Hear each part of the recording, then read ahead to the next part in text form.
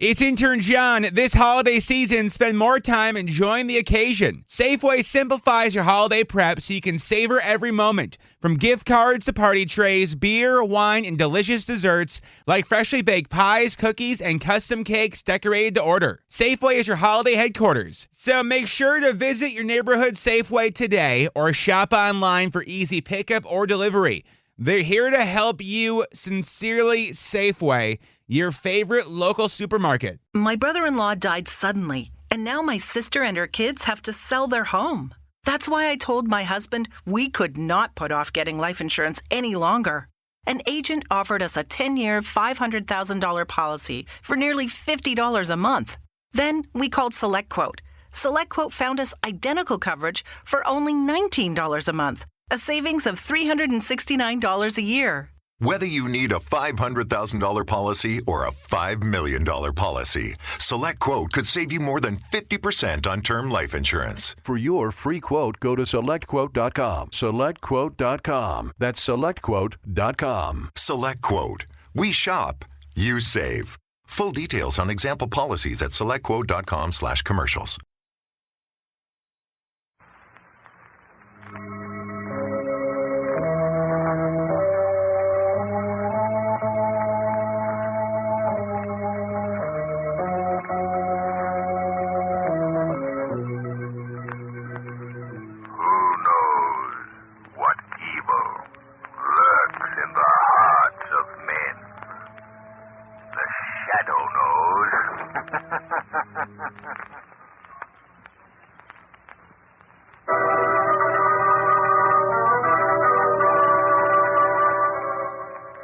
The Shadow, mysterious character who aids the forces of law and order, is in reality Lamont Cranston, wealthy young man about town. The Shadow uses his hypnotic power to cloud men's minds so that they cannot see him. Cranston's friend and companion, the lovely Margot Lane, is the only person who knows to whom the unseen voice of the Shadow belongs. Today's story, The Stockings Were Hung.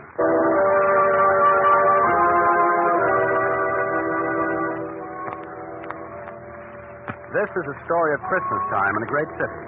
Tonight, with Margot Lane and Lamont Cranston, we look in on the lives of the Grover family. Get out of here, get out. You'll not get a cent to pay from me, Mr. Grover. Simon Jordan, you know my wife's dead and I have 2 children. And it's Christmas. I've got to. Get out before I...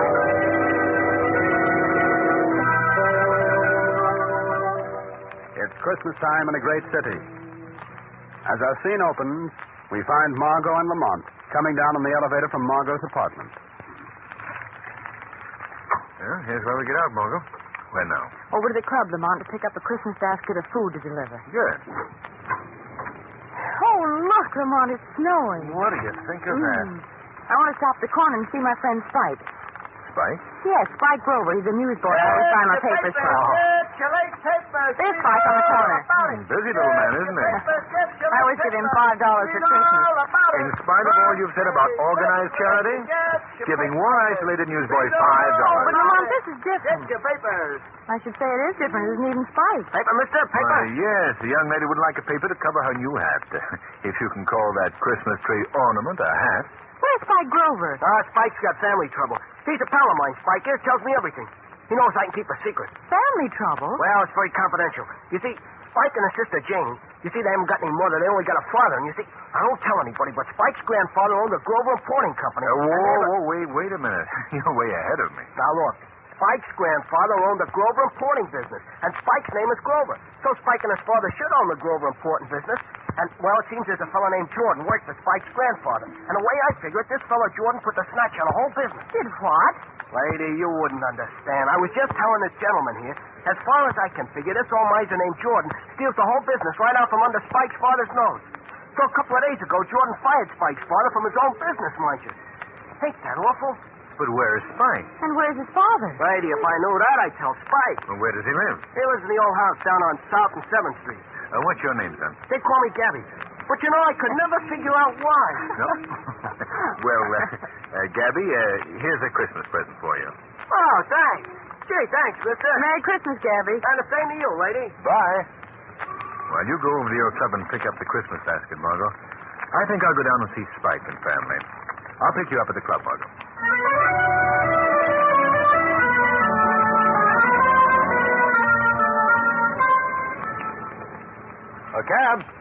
cab, mister? You want a cab? Yes. Take me to South and 7th Street, please. South and 7th Street, yeah, South and 7th. Thanks. Oh, by the way, I want to stop at a pet shop on the way. Do you know a good one nearby? Well, I don't know where there's one. Oh, yeah, I do know where there's one on the next block, that is. Well, that's where we're going then. Oh, driver, are you busy tonight? Yeah, I gotta drive this cab. Ain't it awful, ain't it? That's what I mean. That's what I... Now you've got me doing it. Doing what? Hiring the cab for tonight. You mean it? Sure. Gee, Santa Claus. I didn't know you without them whiskers. That's a joke. Hey, there's a pet shop, mister. There it is. Well, that's fine. Thanks. What's your name? Louis. Well, come on, Louis. Let's buy a pup. Buy a pup, huh? Buy a pup, oh boy. Hey, the red one in the window? Sold, Louis, sold. Oh, that's a cute pup. That's a cute pup, all right. How much is the red setup up in the window? Oh, that's a very fine animal. $35. Fine, wrap it up. I beg your pardon? Put it in a cardboard carton with some holes in it. We'll take it with us. Very good, sir. Well, now, Louis, you'll take the pup in front, see? It's a surprise for a young lady we'll pick up later. She mustn't know about it. Yeah, sure. Say, but suppose it begins to bark or whine or something. Well, if she asks what it is, you just tell her a box of books. Hey, yeah, that's smart. But wait a minute. What kind of books am I going to say if it starts to bark? Oh, that's easy. You just call for Sneeze. Believe me, mister, if you didn't want this hack for the evening, I tell you it sounds a little screwy to me, I tell you. Here's your dog, sir. Fine animal indeed. Louis, Sneeze. Huh? Sneeze. Oh. Gesundheit. Thanks. Great, Louis, great. Take the box of books now. We're off to South and 7th Street.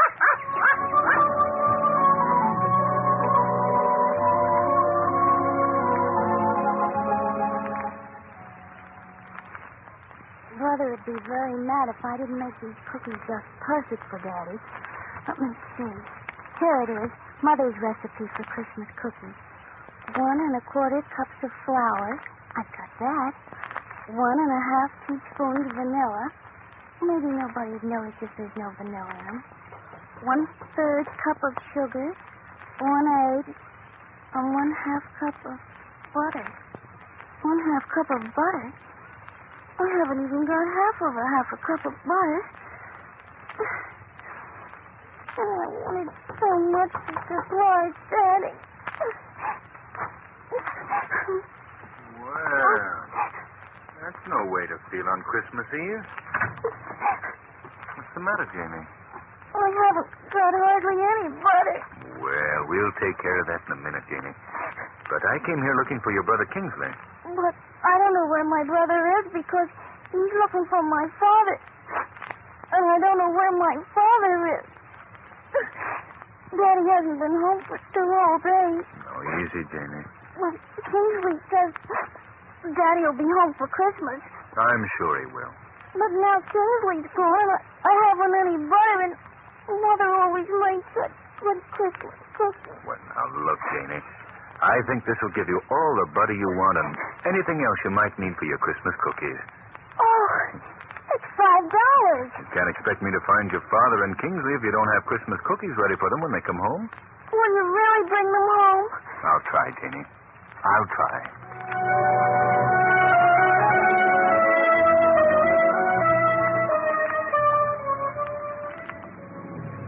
Hey, is this where we picked the young lady up? Yes, Louie, and don't forget, that's a box of books you have in front and not a dog. And don't forget, if he barks, you sneeze. Okay. Well, there's Miss Lane now. Oh, Margot, been waiting long? Oh, no, Lamont. I just piled the snow on my best hat so I look like the spirit of Christmas. Oh, Sunshine. Did you deliver your last basket? Yes. What's that package you have in front, driver? Oh, I got it. Yes, a box of books. I got a box of books. Oh. Well, I thought you'd never get here. The South and 7th Street, Louie. That's Spike's house, Margot.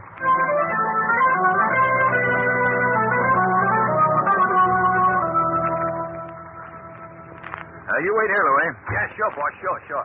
Margot, this is Spike's house. Let's go in and see Jenny, huh? Oh, good. I want to meet her. Lamont, look. Those 2 boys are fighting. And that smaller boy is Spike. It is? Hey, you youngsters. Let go of that tree. It's mine. Stop picking on him, you big bully. Oh, scram. See, Miss Lane, I found this You tree. did not. Come on, you young hoodlums. Spike, Hey, now, wait a minute, one at a time. Start in the gutter. Listen, young man. I suggest that you run along and let Spike have his tree. Who's going to make me? Why, you young rascal. Oh, Lamont, remember, peace on earth. I'll get you, Spike, when you haven't got your gang with you. What a piece of the society column. The well-known clubman, Lamont Cranston, seen brawling... Ow! Why, that hit me with a snowball. Remember, Margot? Peace on earth. Well, if you were half a man, you'd do something about it. Never let it be said. Well, here, you're not going to throw a snowball at him. It wouldn't look well if I shot him, would it? Boy, what a whale! Hey, who do you think you are, Lefty Gomez or something? I'll get you, Spike. Mister, and it isn't even a good Christmas tree. Oh, Spike, it's a beautiful tree. It hasn't got many needles, but gee, you gotta have a Christmas tree when you got a girl in the house. You're right, Kingsley. Kingsley, have you been talking to my sister? Yes? Nothing's happened to my dad yet, has it? Why, of course not. We know your dad's missing, so we just came down to help. Have you any idea where your father is, Spike? Oh, gee, he'll show up. Have you been to the place where he works? Where he used to work. That old skinflint Mr. Jordan won't let him work there anymore. I see. Have you asked the police for help? Well, that's just the trouble, Mr. Cranston. I can't. Why not, Spike? Oh, it's kind of private. Well, here, you must tell us or we won't be able to help you. Oh, well, all right. See, I went there yesterday and Mr. Jordan said he hadn't seen Dad, and when he did, he was going to have him thrown in jail. What?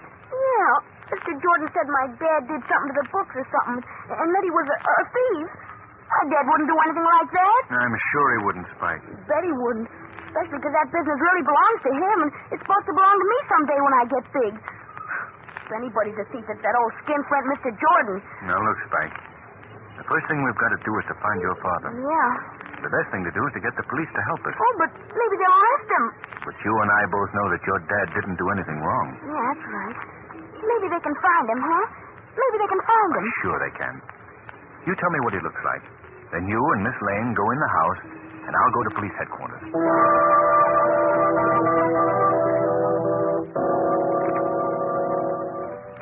Good evening, Sergeant Murphy. Well, season's greetings to you, Mr. Cranston. Same to you.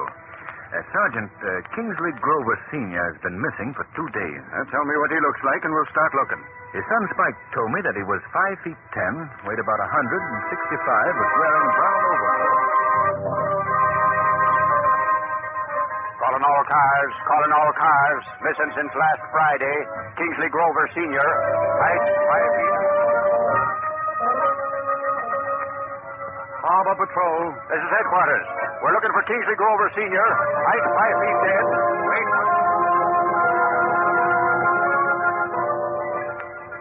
City Morgue. Hello, cheerful. Headquarters calling. Merry Christmas. Have you got a stiff on ice about 5 feet 10? Wait.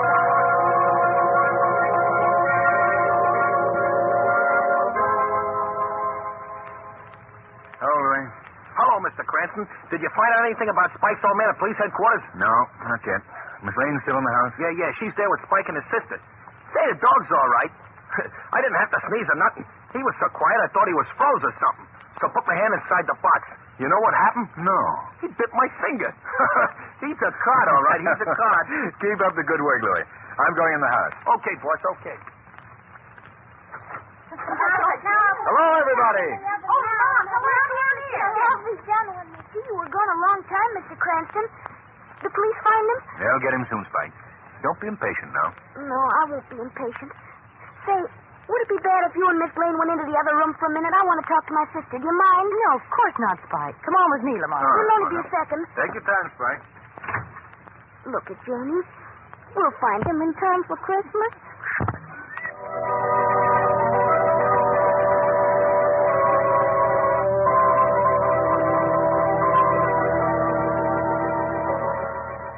And still the search for Spike's father goes on. The machine of the police looking everywhere.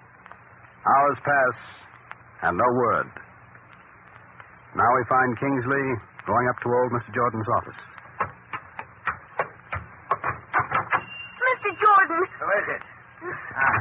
Oh, it's you, is it? Get out of here. Please tell me where my father is. I don't know where that thieving father of yours is. If I did... He's not a thief. If anybody's a thief, you are. You shut your lying, dirty mouth. You stole my father's business. He should be here, not you. I'll thrash you within an inch of your life, you little gutter snipe. Take that. Please don't hit me with that cane again, please. You don't like that, eh? Please. And that. Please stop this.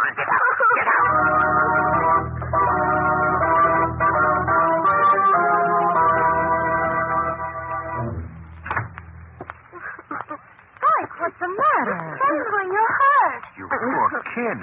How did you get that red welt across your cheek? Mr. Jordan hit me with his cane. Oh, you poor child. Come here, I'll wash it out. Now we have to plan what we're going to do. Have you any suggestions, Spike? Only one, Mr. Cranston. What's that? Well, it sounds kind of silly, maybe even to try it, but you see, Dad and me, I mean Dad and I, well, we always used to walk up the avenue on Christmas Eve. Oh, it stings a little, doesn't it? It's all right.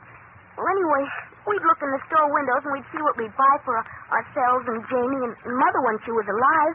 If we had all the money we wanted, I thought I'd walk up the avenue tonight and... Well, I guess it sounds kind of silly, but I would like to.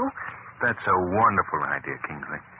And Margot. Yes, Lamont. Why don't you go along and take a pencil and paper and write down all the things Spike would like for himself and his sister? We never did that. No?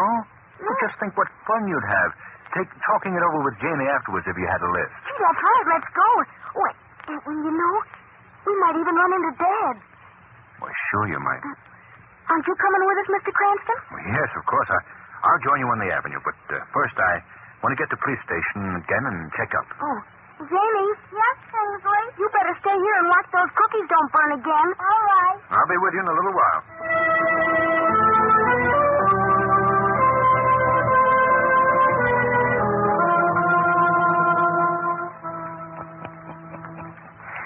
Well, I guess I can close the books for tonight.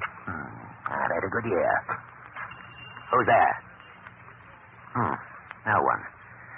I guess I'll give myself a Christmas present of a new latch for the door. That Grover brat must have left it open. He's too smart, that boy. You don't have to worry about any Grovers ever again, Simon Jordan. Simon Jordan. That's going to look fine in new gilt letters on the door instead of Grover's important company. You're pretty slick, Simon Jordan. These books are fixed so cleverly that even the Supreme Court couldn't tell that Simon Jordan didn't own this company.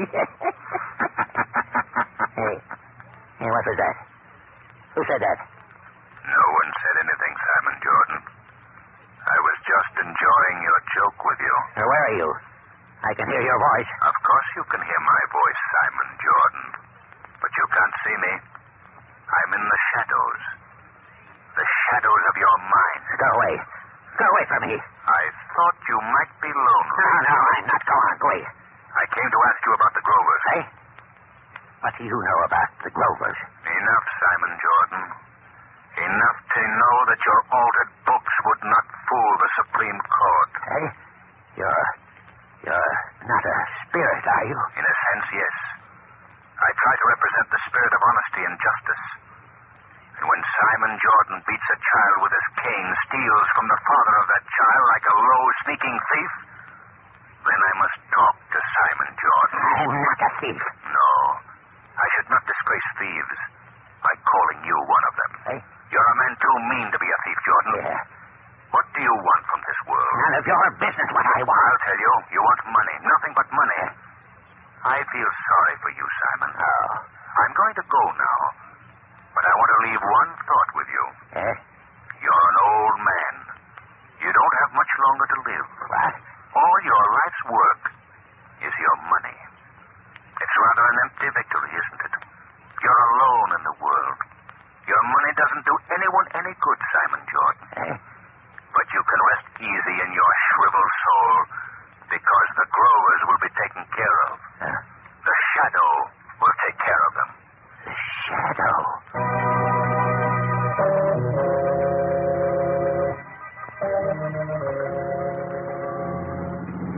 There they are, Louis. Stop here.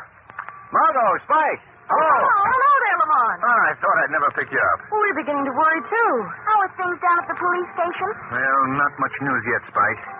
But they've got a couple of leads that might amount to something. That's good. Are you pretty near the end of your Christmas Eve walk, Spike? We've got one more stop.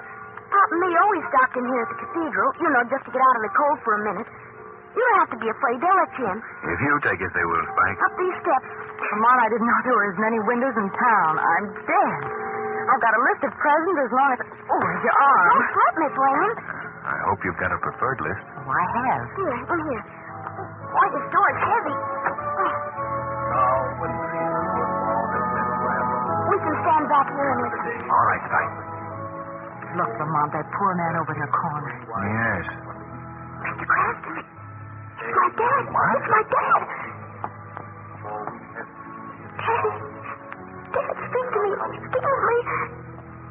He won't speak to me. Mr. Grover. Mr. Grover, this is your son. Don't you know him? Dad. I can't remember. Margot, this man has been hurt. Let's get him outside, Lamont. Do you remember your name, sir? Gee, there's something wrong with him. My name? You must try to remember. Truck. Skidding. Hit me. Oh. Why did you come to the cathedral tonight? It's Christmas Eve. Always come here. Who is we? I can't remember.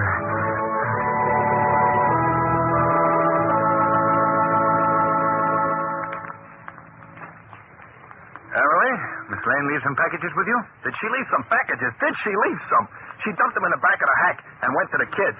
He, Spike, was talking all the way down about your father's old man. Is that the kid's old man with you? Yes, he's in pretty good shape now. Oh, gee, that's the nuts. That certainly is. Now, Louie, don't forget to bring in those packages when I call you. All right, now, Mr. Grover. Just lean on me. You're still a little bit shaky. I know it. Now, watch the step. I'm all right, thank you. Yeah, you're fine now. All right. You go first. Merry Christmas, children. Daddy! Oh! How is the lady of the house? Oh, it's just wonderful now that you're here. Oh, Daddy. And I make Christmas cookies, too. Fine, fine. And how about you, young man? How have you been behaving? I've been getting along all right. Where did you get that nasty welt across your cheek? You haven't been in a fight, have you, son? Oh, I'll go. Oh, no, sir. It was only an accident. Mr. Jordan, what are you doing here? I came to speak on a matter of business. I don't believe this is the occasion for a business discussion. Oh, I think it is, Mr. Grover. In going over the books tonight, I found that a great and terrible mistake has been made. Huh? The Grover Importing Company has been making more money than I thought, and over half of it is rightfully yours as partner in the company. Partner? Yes, part owner. And I hope you'll find it within your heart to forget any misunderstandings we may have had, and that you'll take over the responsibilities of partnership immediately. Yes, that's all I've got to say. Good night, and Merry Christmas to you all. Oh, how can such an awful old man say such beautiful things? Well, we haven't time to talk about whether he's awful or not. We have things to do. Louie! Well, you don't have to yell. You don't have to yell. I'm right here. I got all the stuff right with me. Good. Bring it right in. Look, presents. Are they for us? Quiet, Jamie. Of course they're not. But they are, Kingsley. Oh, don't kid me, Mr. Cranston. You're not getting Frank. I don't know how I can ever repay you for what you, Miss Lane, and Mr. Cranston have done tonight. We've been more than repaid, I assure you. Louie, don't bring that in here. I didn't tell you I wanted you to bring that in. It was my own idea, and I'm not even going to have to sneeze. Oh, I dropped. Oh, Lamont, you're a darling. Did you get that puppy? Well, yes. Gee, is that for us, too? Why, oh, of course, Spike. Mr. Cranston got that for you as a surprise. Margot, hear ye. It's about time for all three of you, and that means you too, Mr. Grover, to sit down and open some packages. We've got to go. You ready, Margot? Where's Louie? He went outside. Merry Christmas to you all, and to you all, good night. Merry Christmas. Merry. Well, Margot, earlier tonight, we disagreed on our interpretation of charity. Silly, wasn't it? I know what you mean, Lamont. There should never be a thing called charity. There should never have been the necessity to create the word. In this short span we call our lives, if each man would only realize that every other man has dreams and hopes, this world wouldn't be a topsy-turvy place. Then peace on earth would be a fact. Goodwill would be for every man. Is that you, Louie? Yeah, Mr. Cranston. Have you got a cold? A box of books. Box of books? But you brought that inside. Yeah, but this is another one. Another one? Yeah, another one. It's for you, Miss Lane. You mean it's another puppy? Yeah, it's my own idea. You see, when I went by the pet shop, and the other pup's brother was in the window, so I went in and I pet him on the head. You know what he done, Mr. Cranston? No. He bit my finger. Oh, he's a card. So I had to go and get him for Miss Lane. And I charged him to you, I did. Aunt, Yes, Margot. I'd like to say something. Well, certainly. What do you want to say? Merry Christmas to everybody. Thank you, Margot and Lamont.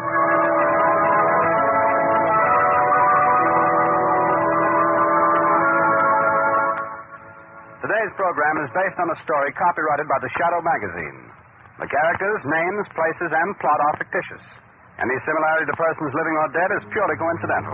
The Shadow magazine is on sale at your local newsstand. The weed of crime bears bitter fruit.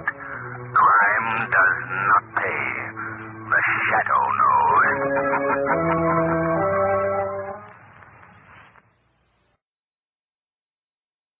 Lucky Land Casino, asking people, what's the weirdest place you've gotten lucky? Lucky? In line at the deli, I guess? Aha, in my dentist's office. More than once, actually. Do I have to say? Yes, you do. In the car before my kids' PTA meeting. Really? Yes. Excuse me, what's the weirdest place you've gotten lucky? I never win and tell. Well, there you have it. You can get lucky anywhere, playing at LuckyLandSlots.com. Play for free right now. Are you feeling lucky? No purchase necessary. Void where prohibited by law. 18+. Terms and conditions apply. See website for details. Hello, it is Ryan, and we could all use an extra bright spot in our day, couldn't we? Just to make up for things like sitting in traffic, doing the dishes, counting your steps, you know, all the mundane stuff. That is why I'm such a big fan of Chumba Casino. Chumba Casino has all your favorite social casino-style games that you can play for free anytime, anywhere with daily bonuses. That should brighten your day a little. Actually, a lot. So sign up now at ChumbaCasino.com. That's ChumbaCasino.com. No purchase necessary. VGW Group. Void where prohibited by law. See terms and conditions. 18+.